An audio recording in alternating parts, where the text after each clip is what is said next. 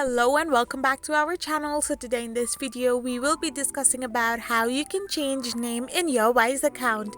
So without wasting much of our time, let's get straight into our video. So first and foremost, all you need to do is simply tap open your Wise app. So once you open your Wise app, you will end up in this interface where all you need to do is simply tap on the profile icon on the left hand side of the screen and simply tap on the details option. There you can find the name section. However, due to the privacy reasons, you are shown black screen on the screen.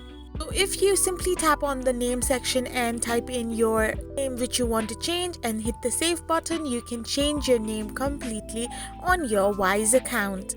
Following these prompts, you can simply change your name as per your liking and as per the time you want to change it. I hope you found this video helpful, so don't forget to hit that subscribe button and do give us a thumbs up.